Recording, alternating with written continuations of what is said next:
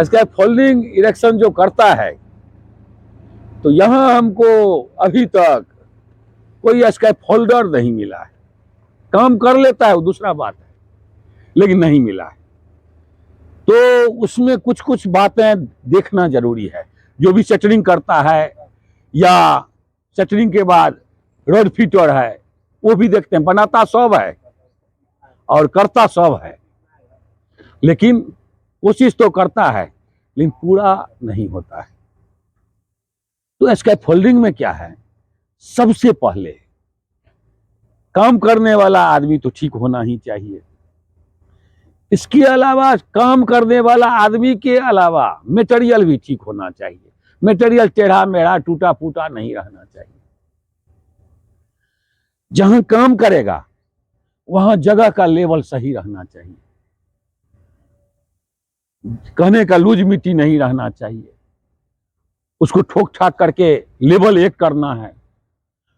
Line डोरी जो है यहां से वहां तक, जैसे यहां से स्कैफोल्डिंग वहां तक देगा, तो उसका भी लाइन सही रहना चाहिए। लाइन अगर सही नहीं रहेगा तो ब्रेसिंग सही से नहीं लगेगा। इधर उधर रहेगा तो लगेगा, तो नहीं लगेगा। उसका लाइन डोरी सही रहना चाहिए, लाइन लेंथ।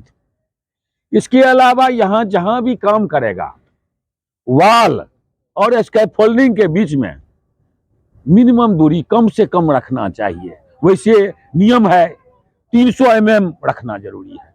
300 mm इसलिए रखा जाता है, किसी तरह का गड़बड़ी होगा तो उसमें घुस करके आदमी 300 mm में आदमी घुस जाता है।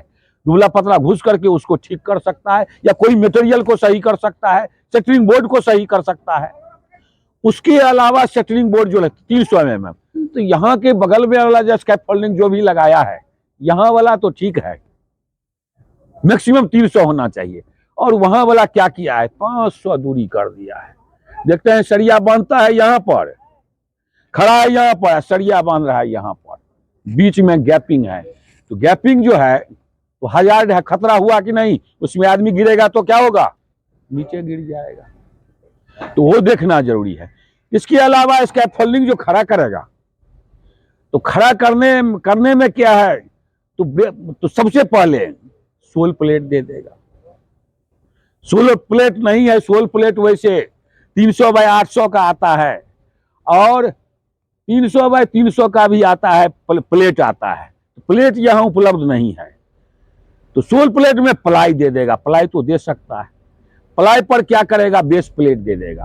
और जहां पर राफ्ट है, कहीं भी कंक्रीट है, तो राफ्ट में सोल प्लेट देने का जरूरी, सोल प्लेट कोलैप्स होने के लिए दिया जाता है, तो वहां देने का जरूरी नहीं है। लेकिन बेस प्लेट स्पेंडल टाइप जो होता है, वो भी बेस प्लेट इसलिए दिया जाता है जो उसको एडजस्ट करके घुमा करके उसका लेवल सही कर देगा। लेवल सही रहेगा तो कुछ होगा, कुछ नहीं होगा, वो पलटेगा नहीं, कुछ नहीं होगा। लेवल अगर गड़बड़ी रहेगा तो क्या होगा, वो कोलैप्स कर जाएगा, टेढ़ा हो जाएगा, गिर जाएगा। तो स्कैफोल्डिंग में जो है तो लाइन में तो बेस प्लेट देगा। उसके बाद जो उसको खड़ा करेगा, प्रत्येक जितना भी यहाँ तो स्कैफोल्डिंग है, ट्यूब कपलर स्कैफोल्डिंग है जो कप द्वारा टाइट किया जाता है, प्रत्येक ब्रेसिंग को अच्छा से टाइट करते जाएगा। टाइट करने के बाद क्या होगा, लास्ट में जाकर के जितना भी हाइट हो, वैसे नियम है, अगर 6 मीटर का, अगर 4 मीटर का, 4 मीटर तो नहीं, 6 मीटर का हाइट चला जाता है, उसमें डायगोनल सपोर्ट देना जरूरी है, जैसे यहां पर लगा हुआ है प्रत्येक स्कैफोल्डिंग में। वो क्या होता है, कोलैप्स होने से बचाता है। वैसे कोलैप्स होने का कारण और सब क्या होता है, लूज मिट्टी होगा, गड्ढा होगा, बारिश आ जाएगा। उसके बाद कोलैप्स होने का कारण क्या है, उसका जो है अटैचमेंट बिल्डिंग में होना चाहिए, किसी स्ट्रक्चर में होना चाहिए, ऐसा जगह जो टाइट रहे।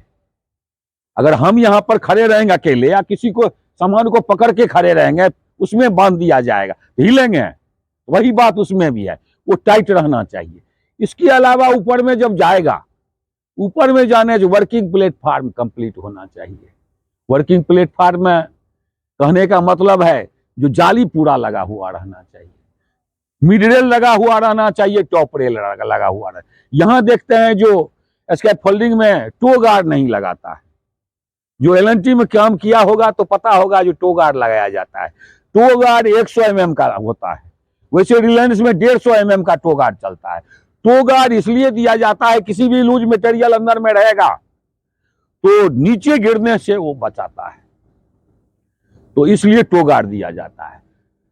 इसके अलावा मिड रेल टॉप रेल होना चाहिए और सेफ्टी बेल्ट कंधा के ऊपर लगा हुआ रहना चाहिए।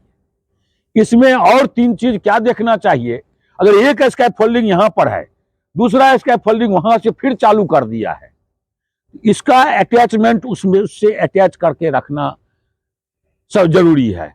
कोलैप्स होने से बचाने के लिए ये सब जरूरी होता है। इसके अलावा हो गया, अटैचमेंट के अलावा हो गया, जो भी स्कैप फोल्डिंग बनाते समय, इरेक्शन करते समय, उसको लगाते समय येलो टैग लगाना जरूरी है। येलो टैग हो गया जो हम उसको चालू कर रहे हैं, हमारा काम अभी पूरा नहीं हुआ है।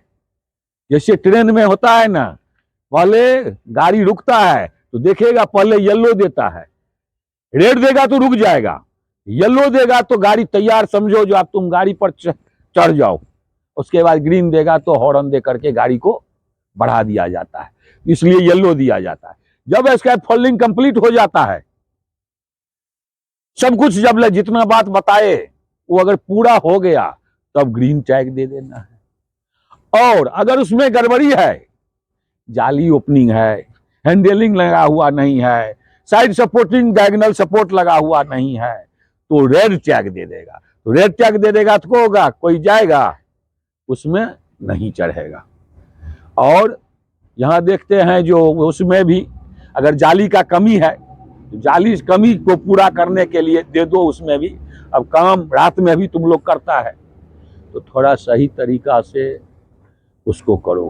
तो मैं जो समझाता हूं तो उससे कुछ सीखना जरूरी है। मैं नहीं भी समझाऊंगा तो मेरा कुछ बिगड़ने वाला नहीं है, लेकिन बिगड़ने वाला कैसे नहीं है, बिगड़ने वाला ये है जो मैं नहीं समझाऊंगा तो मैं तब तो बेईमानी हुआ ना तुम लोगों से। तो मैं जब तुम लोगों से बेईमानी नहीं करता हूं तो तुम लोग हम लोगों से बेईमानी नहीं करो क्या, और अपने आप से भी नहीं करो।